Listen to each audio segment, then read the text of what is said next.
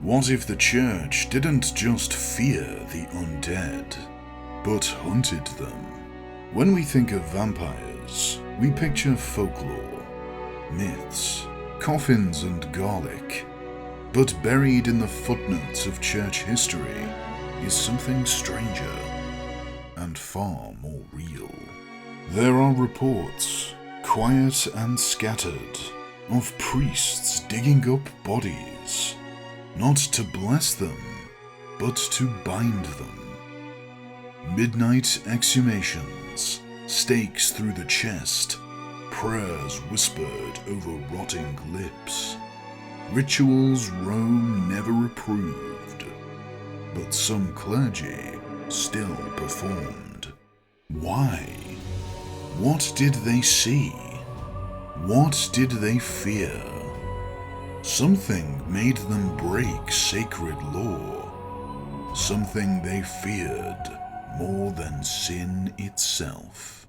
Today, we open the file they buried. The one marked vampire. Because where official doctrine ends, that's often where truth begins.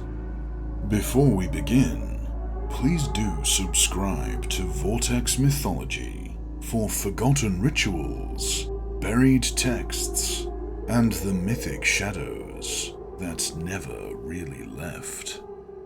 To understand why priests once exorcised corpses, we need to understand what the vampire once was.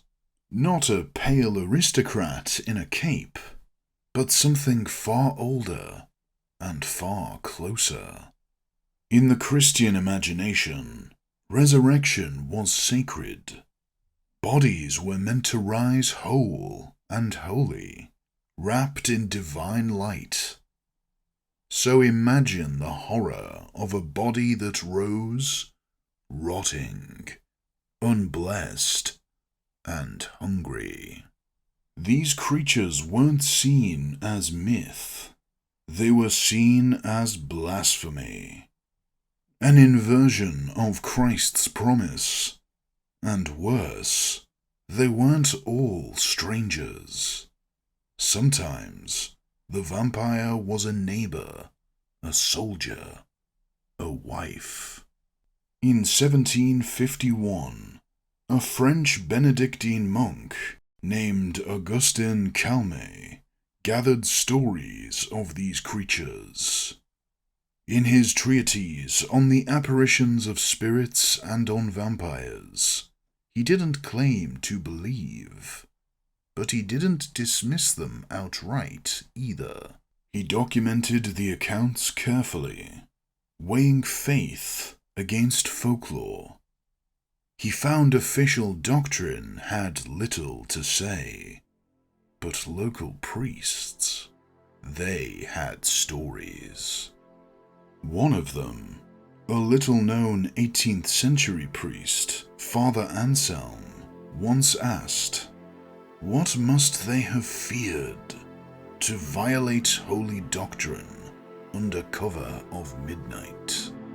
Because for centuries, when villagers feared the dead would not stay dead, they didn't turn to Rome. They turned to the priest with dirt on his cassock, the one willing to dig up the grave himself. This was mass panic, and it didn't start in books or folktales. It began in graveyards. Serbia, 1725. A village under the Habsburg crown sends word to a local priest. Something is wrong with the dead. One name keeps returning. Peter Plogojowitz. He had died just 10 days earlier. This case would go down as the first officially documented vampire panic in European history. His neighbors claimed he visited them at night, thin, pale, and pressing down on their chests until they could no longer breathe. 9 villagers died in the days that followed. The priest arrives. He agrees to help, but what they do next doesn't come from any church manual. They dig up the grave. What they find chills them. The body isn't decaying. His mouth is red. His skin has regrown. His limbs are pliable. And then he groans. So they drive a stake through his chest. And just when they do, he screams. They burn the body to ash. It's a real report, filed by imperial officials, and still archived in Vienna today. Just a few years later, it happens again. Arnold Paole, another Serbian man, reportedly fell from a hay wagon and died. But villagers whispered he'd once fought vampires during his life. And now, he might have become one. Soon, others began dying. When soldiers arrived, the priest joined them. They exhumed dozens of bodies. Many were bloated, with blood at their lips and under their nails. The soldiers ordered them beheaded, burned, and staked under the eye of both a priest and an Austrian military surgeon. And it wasn't just Serbia. In 1674, in the Polish town of Kamieni, panic broke out after a blacksmith's sudden death. Days later, villagers reported waking at night with pressure on their chest and blood around their homes. When they opened his grave, they found blood pooling at his lips and his eyes open. The priest, at the town's request, ordered decapitation and burial under a millstone. Church records are silent, but local accounts remain. Another body, another stake, another question buried. It was now too big to ignore. These weren't stories from peasants alone. These were documented investigations by church-adjacent officials. And yet, the Vatican remained silent. Why? Because every exhumation, every mutilated corpse, every priest who dared pick up a stake was stepping outside the boundaries of canon law, the official rulebook of the Catholic Church. And breaking it wasn't a small matter. It meant risking excommunication, or worse. Soon, they dragged priests into a terrifying dilemma between church law and village fear. When a priest exorcises a demon, he does so with Rome's blessing. But these vampire panics didn't stay in the graveyard. And then they crept into the sacristy. For the priests caught in this storm, doctrine gave no clear answer. Unlike formal exorcisms, which follow strict rites and Vatican approval, these acts were done alone, in secret, and out of fear. During the vampire panics of the 18th century, many priests found themselves caught between theology and terror. The Church's official stance was clear. These practices, Digging up graves, burning bodies, were superstition. But fear didn't care about doctrine, and villagers wanted action. In Veliko Gradist, reports describe a priest who joined an exhumation not because he believed in vampires, but because the people begged him to. He said nothing afterward. His name appeared only in local military logs, not church records. Others weren't so quiet. One priest testified he had seen fresh blood on the corpse's lips, that the limbs had moved, but he never repeated it in a sermon because he just couldn't. In private, some priests called these rites exorcisms of the flesh. They would hammer a stake, whisper Latin prayers, and burn the remains, all in secret. These were desperate acts, a quiet breach of law done for a louder cause, protecting the living. And this wasn't just happening in Eastern Europe. In Greece, folk traditions warned of the vrikolakas, a kind of walking corpse or vampire, feared for returning to haunt the living. Local clergy sometimes helped bury bodies with wax crosses or pins in the feet, subtle acts to prevent return. They never called it heresy. They called it precaution. As Father Anselm once said, in a world where faith faltered before uncanny flesh, some priests broke their vows to uphold the terrified community. These acts were rarely recorded, but they were never forgotten, because what scared the villagers seemed to scare the priests too. To the church, resurrection is sacred. Christ rose from the grave to bring salvation. So what happens when the wrong kind of body rises? That question terrified theologians.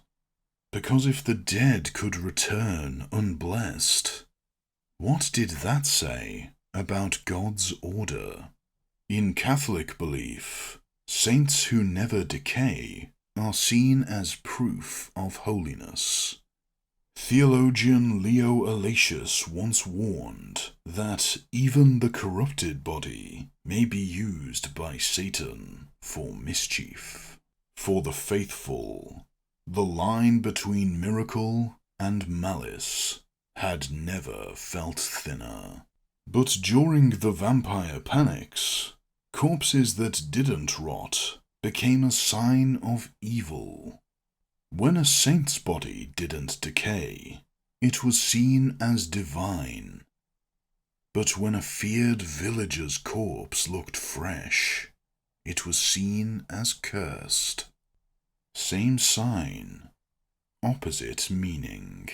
That contrast, saintly incorruption versus vampiric preservation, was a theological nightmare.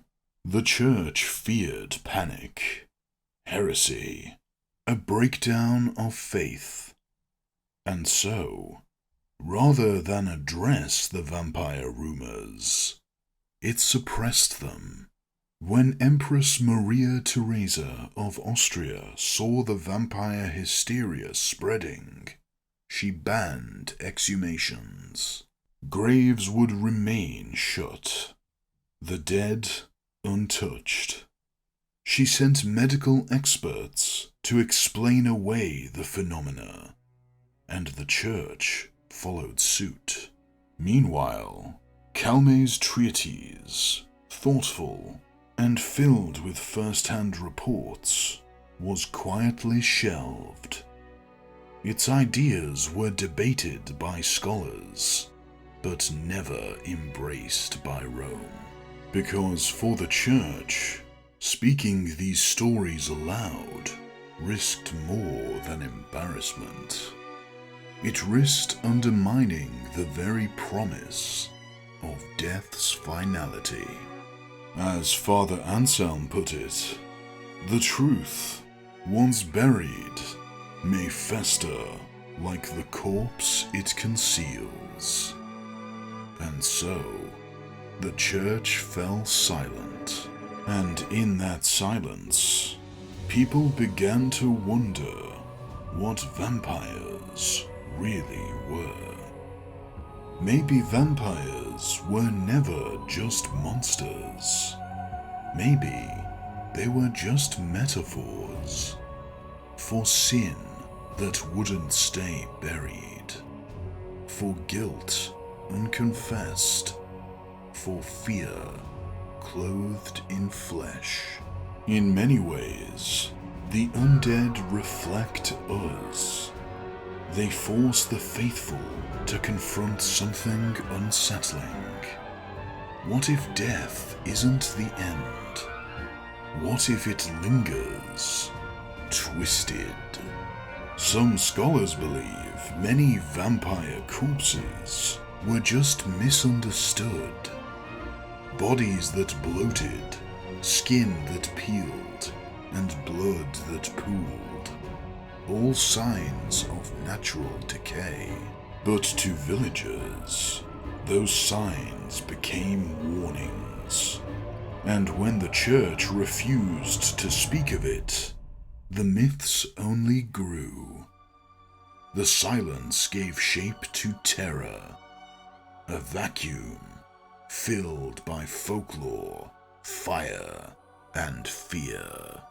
The vampire, in many ways, became the dark reflection of resurrection, a return from death, but stripped of hope or salvation.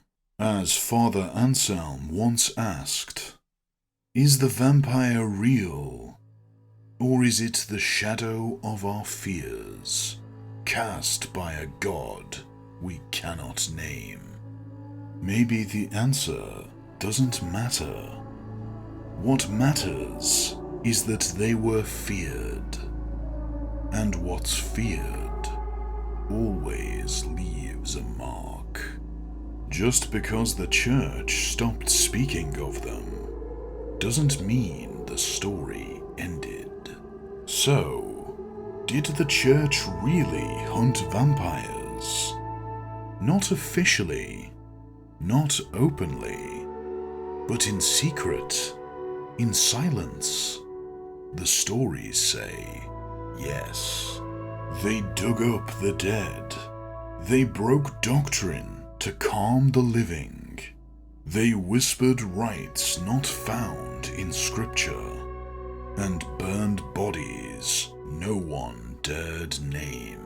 And then they buried the truth with them.